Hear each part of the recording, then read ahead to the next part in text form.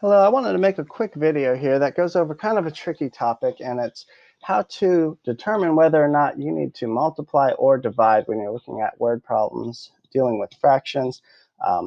They're very similar, and I picked two very similar questions with similar numbers in them so that we could see what the difference is. I guess first, what you're looking for in a multiplication type of problem with fractions is if you're looking for a fraction of some number, then you'll use multiplication. If you want to know what half of 7 is, you can multiply half times 7 to find the fraction of a number.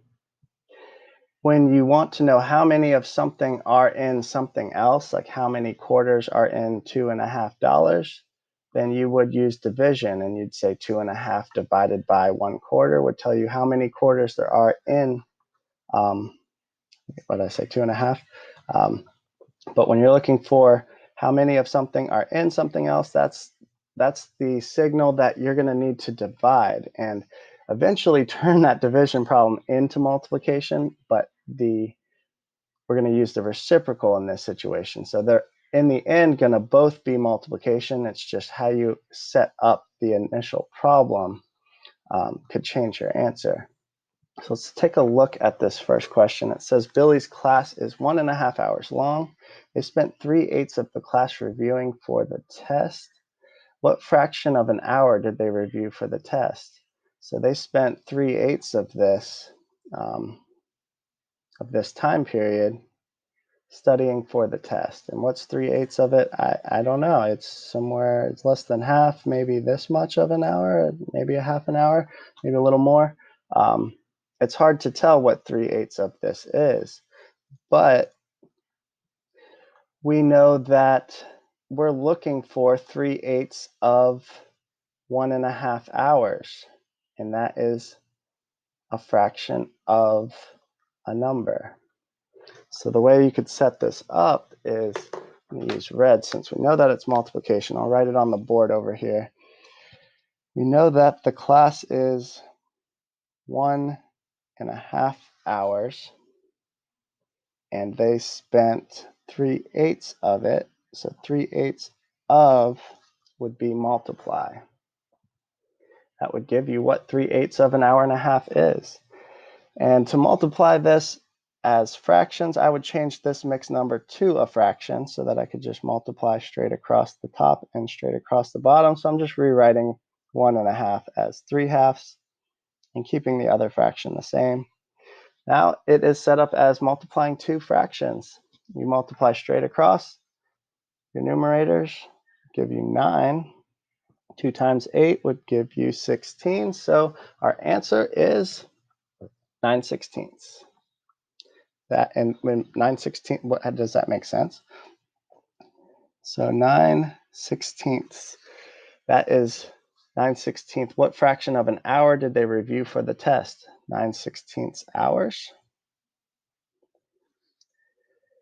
And that looks like it makes sense, that 3/8 of an hour and a half would be 9/16.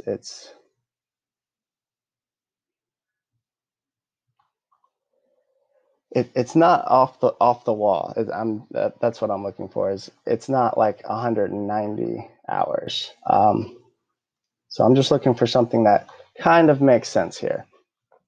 How is that different than the second question?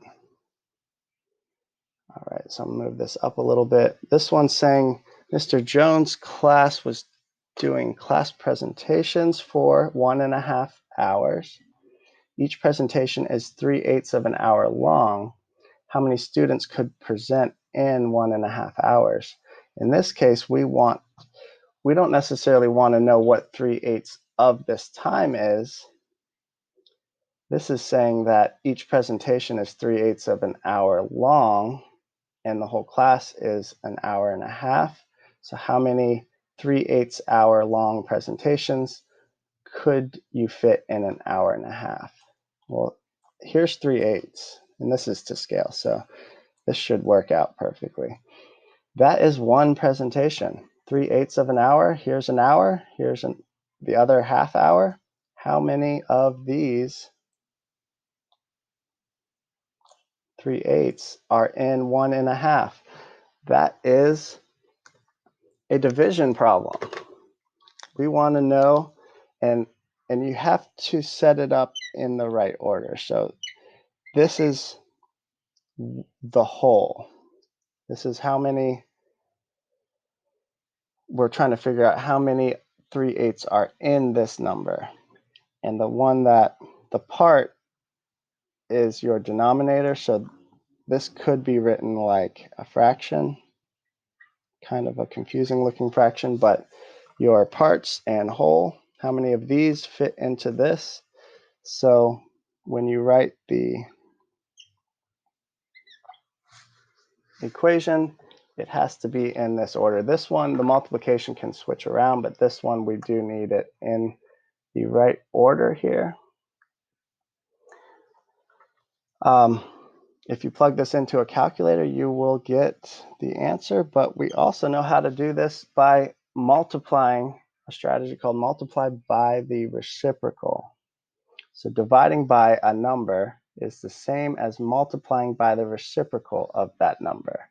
So instead of dividing, because it's kind of tricky to just think about how many 3/8 fit in 1.5, I'm going to multiply by the reciprocal. I'm going to multiply by 8/3. All right. So let me just rewrite 1.5 like I did up here. So it ends up being 3/2 times 8/3. Basically very similar to this one, except the one of the numbers is flipped. It's the reciprocal.